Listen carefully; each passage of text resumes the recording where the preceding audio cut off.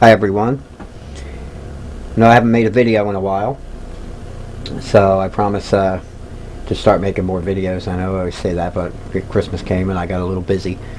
But now I'll be able to do a little bit more videos right in the shop. I just hung a sheet up for a backdrop because the lighting and stuff in here is a little tough.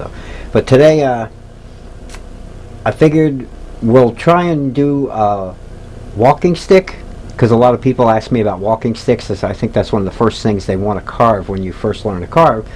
Most people want to make a wood spirit on a walking stick.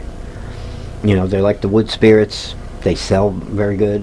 They're great practice for faces, even if you're going to do caricatures or anything like that.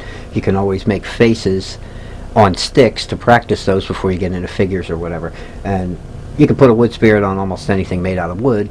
On a chair, I do them on baseball bats. I carve all kinds of different things. You've seen the rolling pins and the baluster videos on the site. So today we're going to try and this is a piece of apple.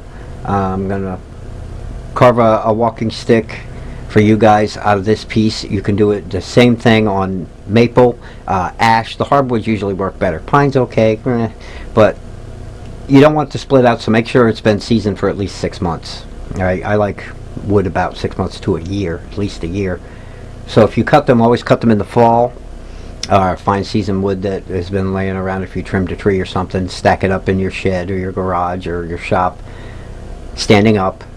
Alright, and put them in a dark, dry place. Make sure they season for about 6 months, because you don't want to make a nice carving on it and then end up splitting it out as it dries and ruining all your work. Alright, so this right here is just a nice little piece of apple. And what we're going to do is we're going to put a face, not a big one, but about here, and hoping that the piece is actually big enough and you could see in the camera. And we're going to use chisels and mallets and a couple of gouges, maybe a detail knife. So those are the tools that you'll need. You can do all of this with a detail knife, and actually some of the best carvings I've ever seen were just all detail knife work.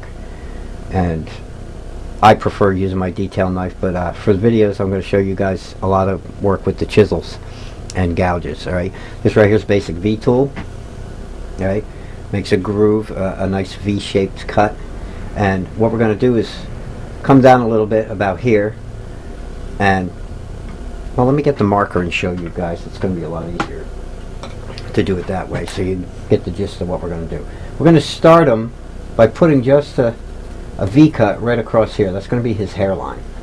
Okay, and as usual, I'll try to explain as I go and stay out of the camera. You know, take your V tool. We're going to put it up here. All right, we're going to just cut across there. Same on this side. And that's going to be our starting point. Okay, just like that. Now from there, usually I like to come down. Like I said, you can always figure out your face. It can be longer, it can be shorter. On this face right here, we can split it into thirds like usual. If we came a third of the way down, this is going to be his hairline. That's where about you would put your nose. Okay, so again, take the marker. If I would split the face into threes, I'd come a third of the way down. Right about here would be the nose. Right, another third would be actually where his chin would be, right, or his mouth even. It depends on how big you would want to make them. And if they're a little bit off, that just makes these guys look that much cooler. So we can do the same thing. We can take the nose out here, right, just by running a straight cut straight across to give it a start with the same tool. Might as well do what I can with the V tool while it's here. Okay, whoop, that piece is moving a little bit. I better clamp it a little more.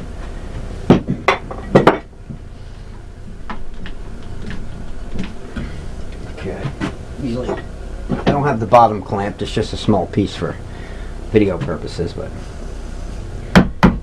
it's gonna move around on me, I'm sure, because usually I hold my leg against it. I'm trying to stay out of the camera.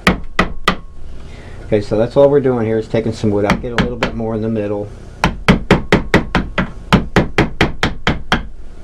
Okay, so that's all we did there. Now right there is that's going to be the bottom of his nose.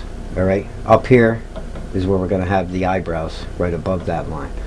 Now from there, you can take a flat chisel or a gouge and take wood out up to the nose. And you got to be careful here because you don't want to cut off your nose. Right.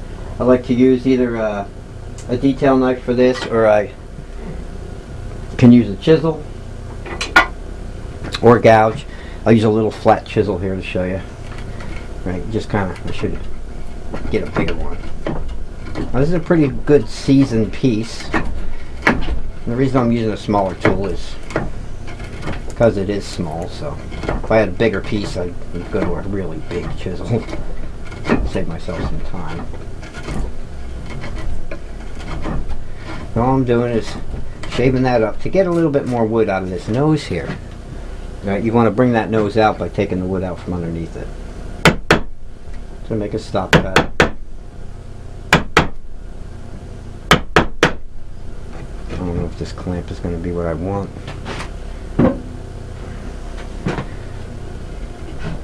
But I don't think so. Hold on.